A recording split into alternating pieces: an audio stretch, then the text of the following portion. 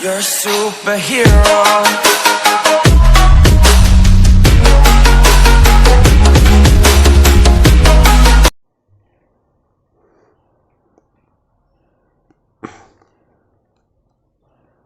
Hello, good evening to all of you. आज का हमारा टॉपिक है vital sign.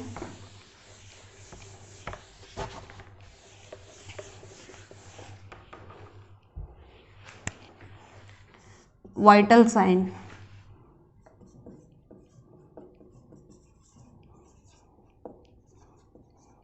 Vital sign, cardinal sign, objective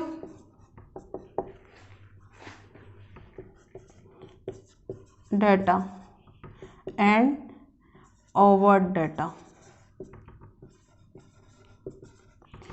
vital sign है जो हमारे, हम इसको कार्डिनल साइन भी बोलते हैं, ऑब्जेक्टिव डाटा भी बोलते हैं, और ऑब्जेक्टिव डाटा को ही ओवर्ट डाटा बोलते हैं। तो एग्जाम में अगर ओवर्ट डाटा पूछे तो कंफ्यूज नहीं होना, ऑब्जेक्टिव डाटा को ही हम ओवर्ट डाटा बोलते हैं। वाइटल साइन हमारा क्या होता है? Vital sign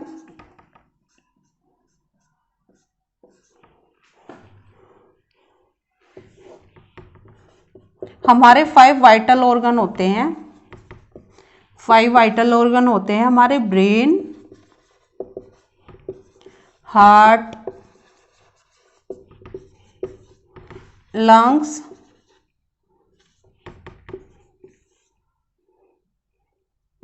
kidney and liver. ये हमारे 5 वाइटल ऑर्गन हो गए। इनके अंदर जो हमारे वाइटल ऑर्गन है, इनके अंदर physiological and pathological, physiological and pathological किसी भी तरीके से जो साइन रिफ्लेक्ट करते हैं उनको कहते हैं हम वाइटल साइन। ठीक है, vital sign it means reflection of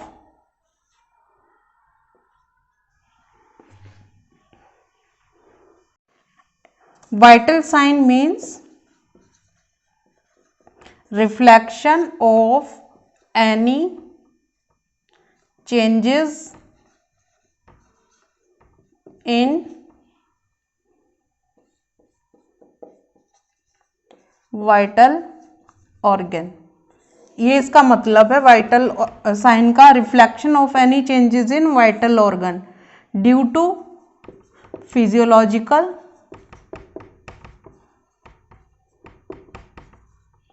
and pathological.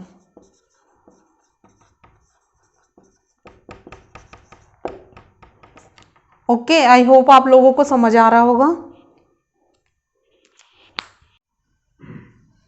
Vital sign means reflection of any changes in vital organ due to physiological और पैथोलॉजिकल। फिजियोलॉजिकल का मतलब होता है शारीरिक, किसी भी हमें कोई भी शारीरिक दिक्कत है उसकी वजह से हो गए, और पैथोलॉजिकल होता है किसी बीमारी की वजह से, कोई बीमारी है हमारी बॉडी के अंदर तो उसकी वजह से जो हमारे साइन रिफ्लेक्ट होते हैं उनको कहते हैं हम वाइटल साइन।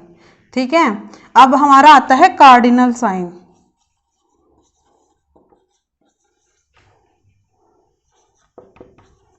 कार्डिनल साइन क्या होता है? Main sign and main thing.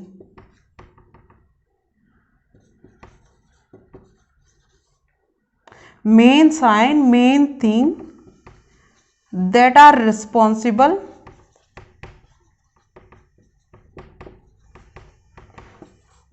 for reflection।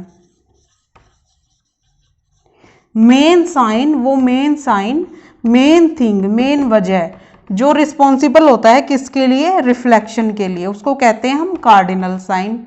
अब आता है हमारा objective data. Objective data objective data या फिर ओवर डाटा, जिसको हम ओवर डाटा भी कहते हैं। ये क्या होता है objective data? What we are observe, what we are observe, हम क्या ऑब्जर्व करते हैं। हमारे नर्सिंग में दो डाटा होते हैं ना, एक तो सब्जेक्टिव डाटा होता है और एक ऑब्जेक्टिव डाटा होता है। सब्जेक्टिव डाटा क्या होता है?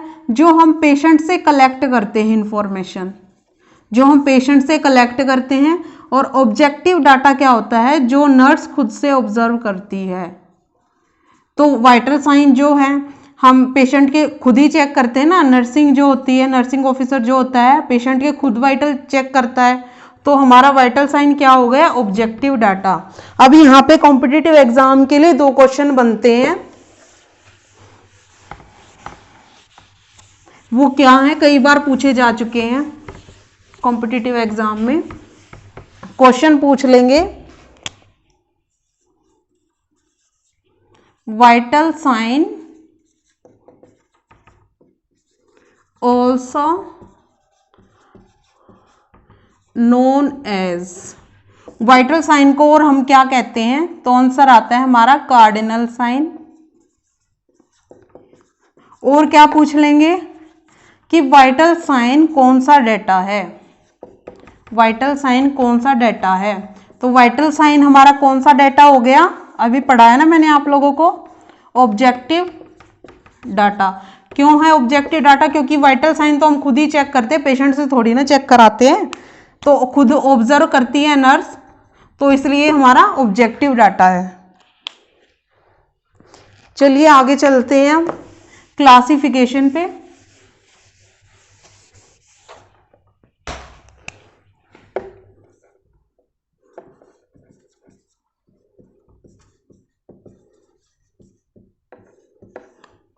Classification of vital sign, classification of vital sign तो सबको पता होगा, T P R B P. T से temperature,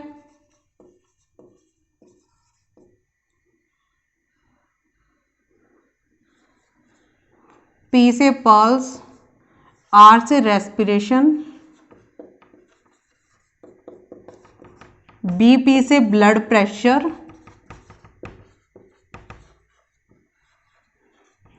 and fifth vital sign है हमारा पेन।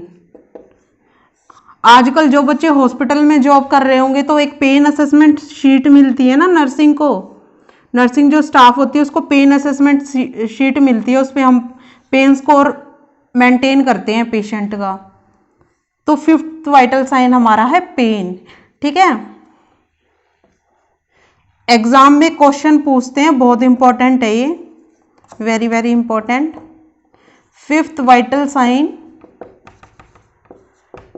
क्या है हमारा? फिफ्थ वाइटल साइन क्या है? तो पेन हमारा फिफ्थ वाइटल साइन है। आंख बंद करके लिख देना।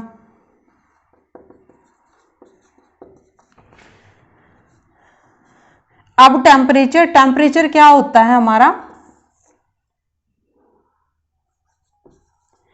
Balance between heat production and heat loss, balance between heat production and heat loss. Heat production and heat loss के बीच का बैलेंस होता है। ठीक है, पल्स क्या होती है? अब हमारी पल्स, हमारा हार्ट होता है, हार्ट के अंदर सबको पता होगा हमारे 4 चैम्बर होते हैं, right atrium, right ventricle, left atrium, left ventricle. हमारे 4 चैम्बर होते हैं ये हार्ट के अंदर। जो लेफ्ट वेंट्रिकल है, जब हमारा जो हार्ट है वो कॉन्ट्रैक्ट करता है,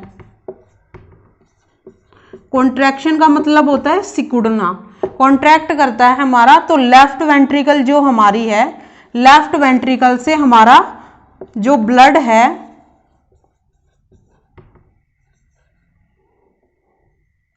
ब्लड का हमारा कुछ भाग सिस्टमिक सर्कुलेशन के अंदर जाता है।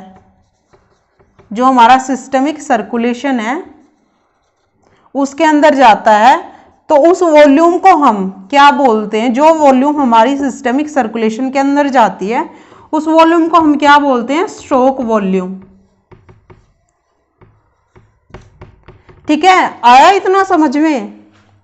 जो हमारा हार्ट है वो कॉन्ट्रैक्ट करता है, कॉन्ट्रैक्ट के बाद हमारे जो लेफ्ट वेंट्रिकल से ब्लड जो है हमारा, ब्लड की हमारी कुछ वॉल्यूम कहाँ पे जाती है, सिस्टमिक सर्कुलेशन के अंदर। सिस्टमिक सर्कुलेशन सबने पढ़ा होगा एनाटॉमी में। सिस्टमिक सर्कुलेशन क्या होता है,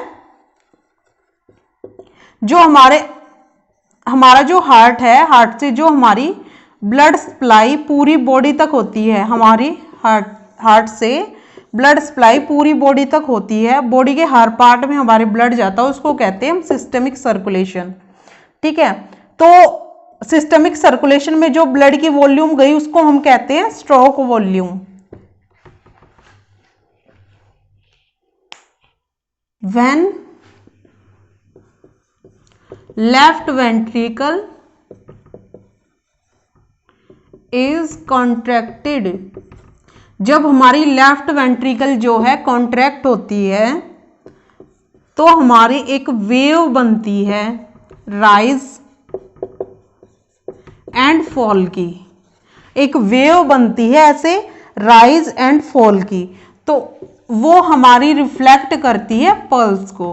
ठीक है, उससे हमें पता चलता है हमारी पल्स के बारे में। ठीक है, आ गया समझ में। अब आते हैं हम रेस्पिरेशन पे।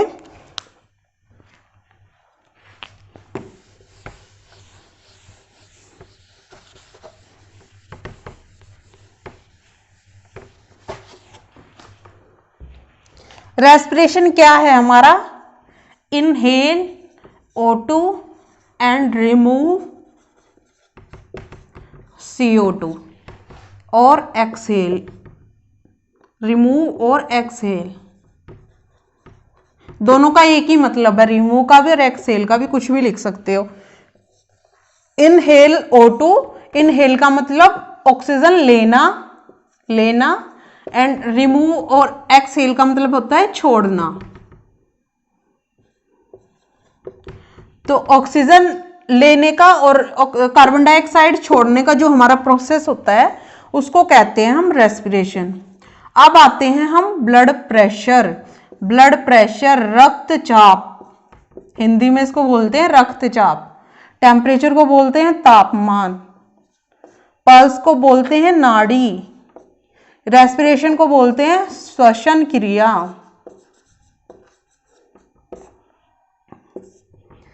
अब हम आते हैं ब्लड प्रेशर पे, रक्तचाप पे। ब्लड प्रेशर, ब्लड प्रेशर क्या होता है हमारा, हमारे हार्ट से जब सर्कुलेटरी ब्लड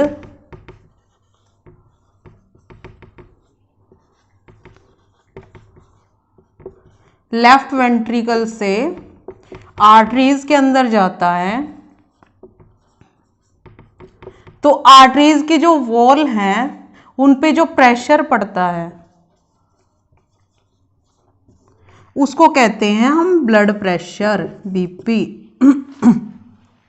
जो हमारा सर्कुलेटरी ब्लड है वो लेफ्ट वेंट्रिकल से सर्कुलेट होके आर्टरीज के अंदर जाता है, और आर्टरीज के अंदर जाने के बाद उसकी वॉल पे जो प्रेशर पड़ता है उसको हम कहते हैं ब्लड प्रेशर। अगला है हमारा पेन, नेक्स्ट वाइटल साइन है हमारा पेन। पेन क्या होता है, पेन क्या है, pain is emotional experience, emotional experience. एक मिनट मैं नीचे से क्लीन कर देती हूँ, समझ नहीं आ रहा होगा आप लोगों को।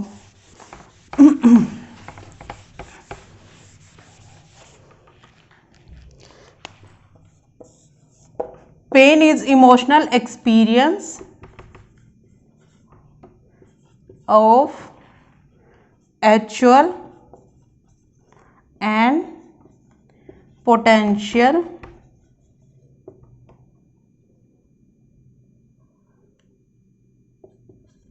प्रॉब्लम। पेन क्या है हमारा? पेन इज इमोशनल एक्सपीरियंस, एक इमोशनल एक्सपीरियंस है किसका? एक्चुअल एंड पोटेंशियल प्रॉब्लम का। एक्चुअल प्रॉब्लम क्या होती है हमारी? जो अभी हुई है, जो अभी हुई है करंट में, जैसे लाइक किसी की डेथ हो गई, जो रिसेंट हुई है। पोटेंशियल प्रॉब्लम क्या होती है हमारी? जो होने वाली हैं, जो होने वाली हैं। फॉर एग्जाम्पल, अगर हमारा रिजल्ट आना है किसी एग्जाम का, तो हम पहले से ही सोचने लग जाते हैं कि पता नहीं क्या होगा, क्लियर होगा कि नहीं होगा, तो वो हमारी है पोटेंशियल प्रॉब्लम। ठीक है, आ गया पेन समझ में? Pain is emotional experience of actual and potential problem. अब हम आगे चलते हैं, कुछ हमारे अदर है क्लासिफिकेशन ऑफ वाइटल साइन।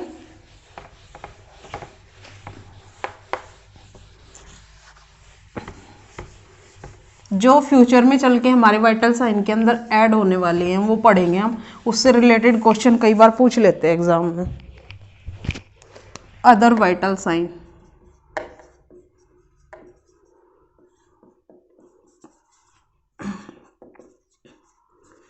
इसके अंदर हमारा क्या आएगा? एक तो लेवल ऑफ कॉन्शियसनेस, इंपॉर्टेंट है ये।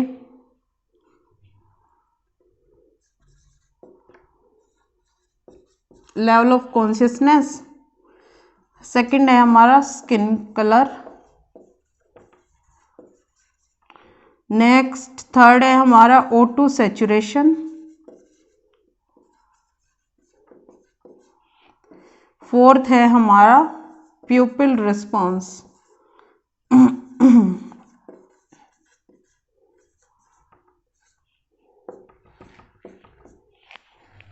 Level of consciousness.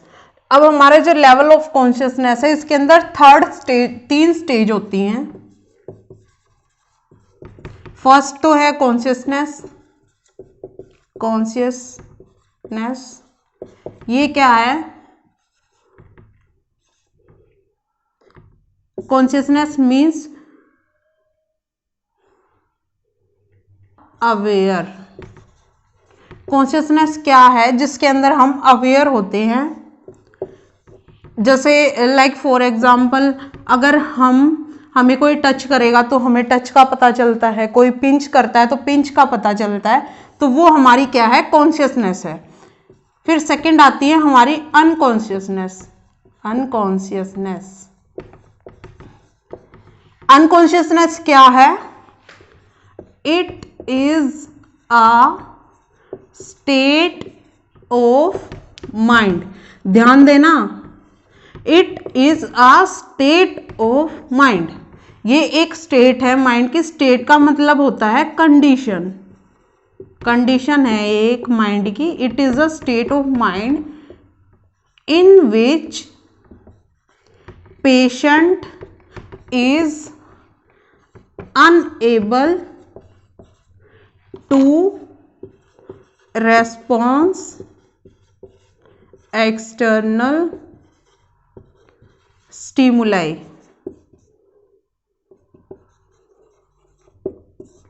ठीक है, अनकॉन्शियस क्या होता है? It is a state of mind, ये कंडीशन है हमारे दिमाग की।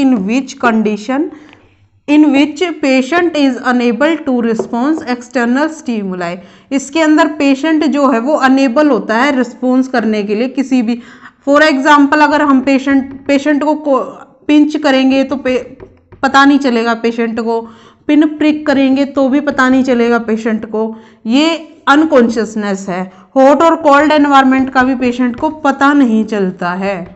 हॉट और कोल्ड एनवायरनमेंट का भी पता नहीं चलेगा पेशेंट को। For few second, few minute और फ्यू आवर्स।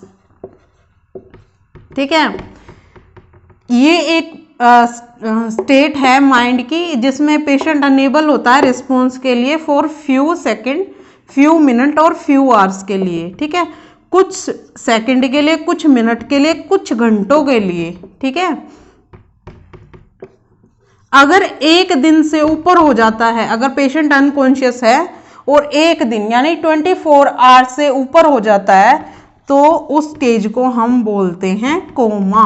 इससे पहले की जो स्टेज होती है, पेशेंट अनकॉन्शियस होता है, पेशेंट अनकॉन्शियस होता है, लेकिन इससे पहले की जो स्टेज होती है कोमा से, उसको हम अनकॉन्शियसनेस कहते हैं, जिसमें 24 घंटे तक पेशेंट अनकॉन्शियस होता है। अगर उसके बाद भी अनकॉन्शियस पेशेंट बाहर नहीं आया तो उस स्टेज को हम बोलते हैं coma. It is a state of unconsciousness. ये क्या था? It is a state of mind, ये हमारे दिमाग की कंडीशन थी। ये क्या है? It is a state of unconsciousness, ये हमारे अनकॉन्शियसनेस की कंडीशन है, in which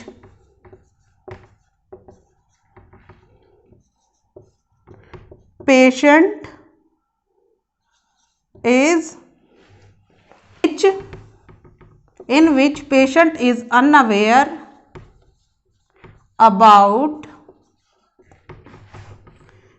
his or herself and environment।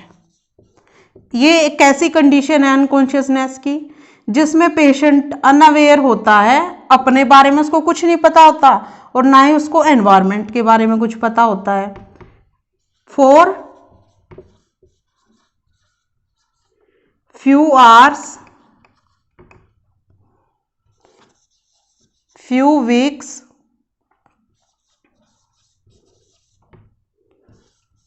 few months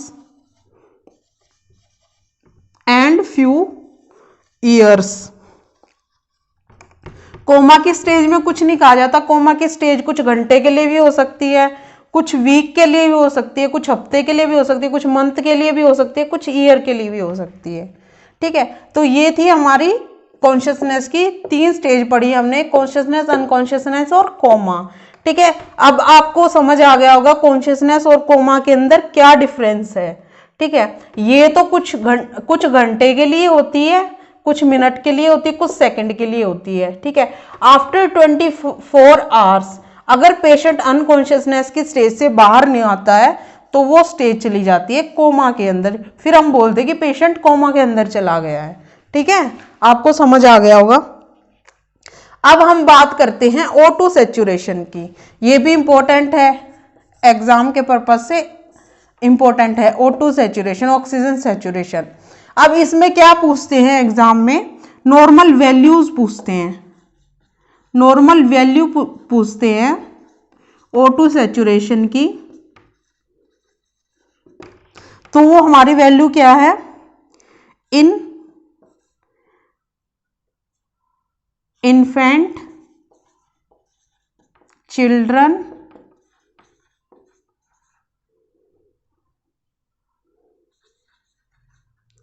and adult. इसके अंदर हमारी नॉर्मल O2 सैचुरेशन की वैल्यू कितनी होती है?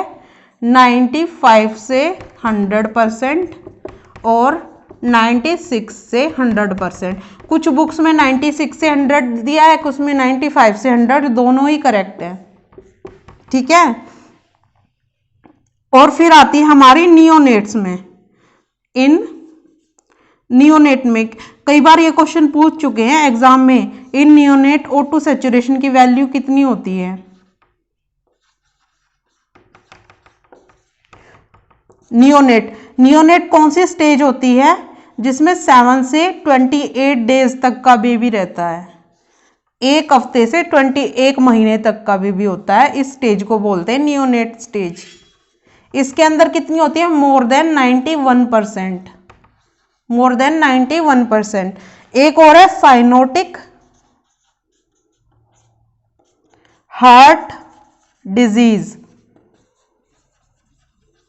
ये हम इसके बारे में डिटेल में हम दूसरे सब्जेक्ट में पढ़ेंगे।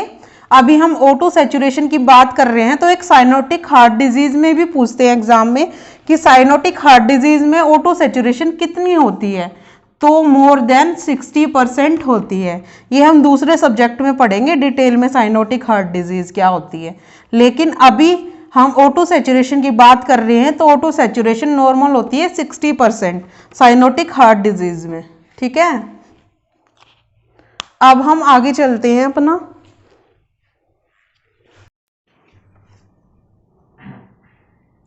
हमारा अगला टॉपिक है वाइटल साइन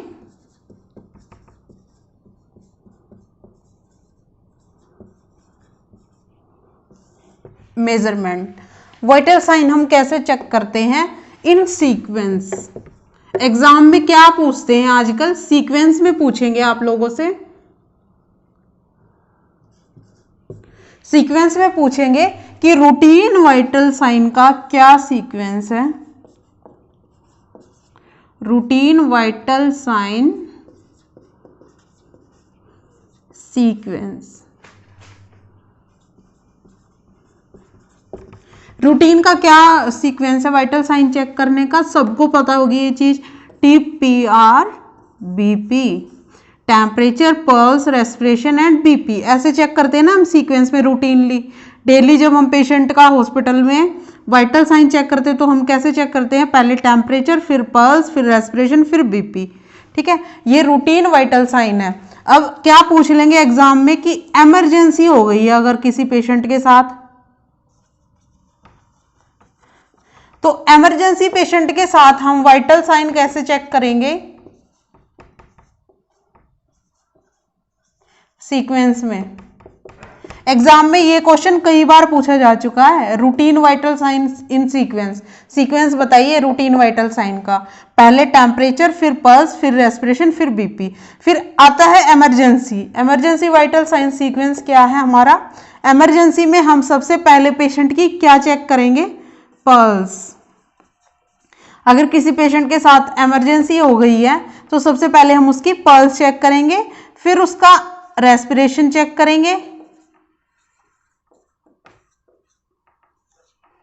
फिर उसका हम BP चेक करेंगे, देन हम लास्ट में उसका चेक करेंगे टेम्परेचर।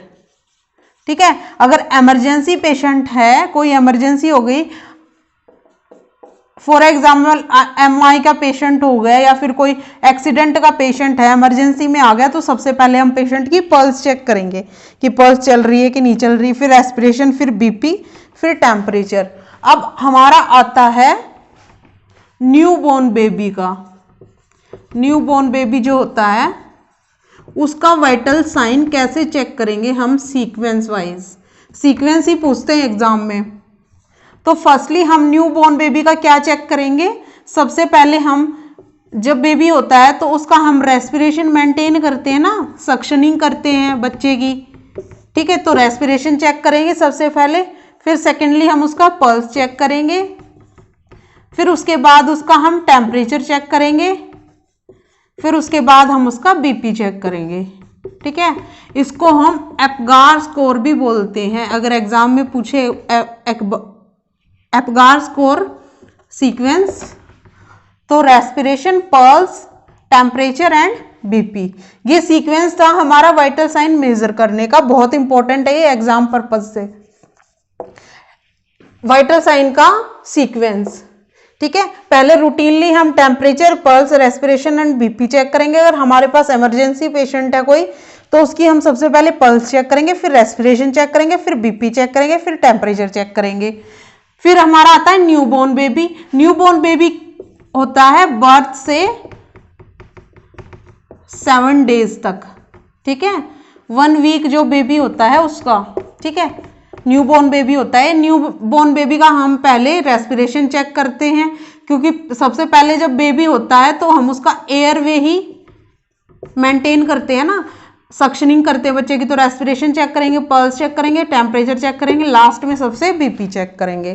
ठीक है, ये वाइटल साइन मेजरमेंट हो गया हमारा इन सीक्वेंस में।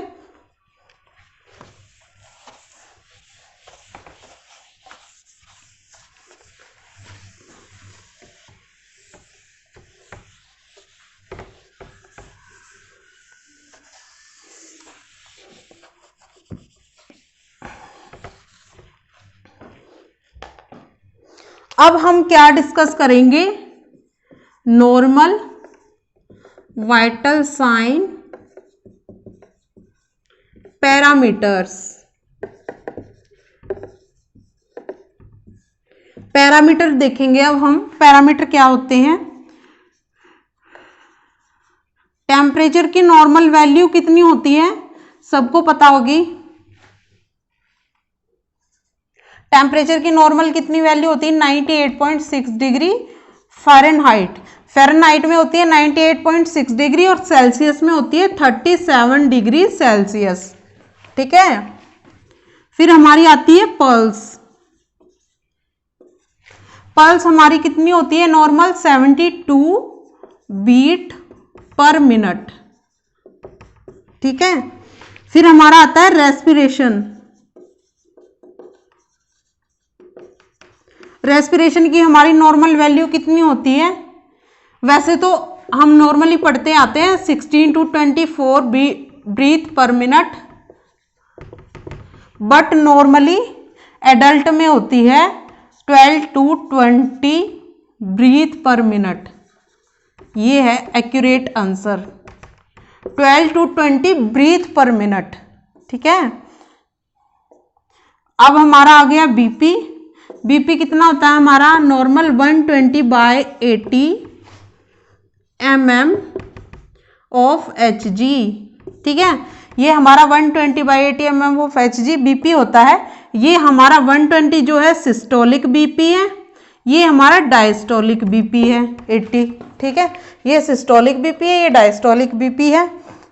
अब हमारा क्या पूछते हैं बीपी में, बहुत ही इंपॉर्टेंट क्वेश्चन है, कई बार एग्जाम में पूछा जा चुका है बीपी से ही, कि जो हमारी बीपी की वैल्यू है वो किलो पास्कल में कितनी होती है। किलो पास्कल में बीपी पूछते हैं कितना होता है, किलो पास्कल में होता है हमारा बीपी 16/11 किलो पास्कल। ठीक है, ये होता है हमारा किलो पास्कल में बीपी 16/11 किलो पास्कल, और एक होता है 1 kilo pascal is equal to होता है 7.35 mm ऑफ Hg। कई बार ये क्वेश्चन रिपीट हो चुका है एग्जाम में कॉम्पिटिटिव में, कि बीपी किलो पास्कल में कितना होता है 16/11 किलो पास्कल, और 1 किलो पास्कल में कितना mm ऑफ Hg होता है 7.35 mm ऑफ Hg। ठीक है, ये हमारे वाइटल साइन थे। आइए कल हम क्या पढ़ेंगे, कल हम पढ़ेंगे टेम्परेचर के बारे में डिटेल में।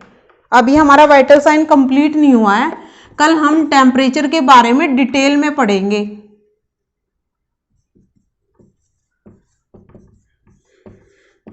कल हम टेम्परेचर के बारे में पढ़ेंगे डिटेल में पूरा। ठीक है, आज के लिए इतना ही था, थैंक यू।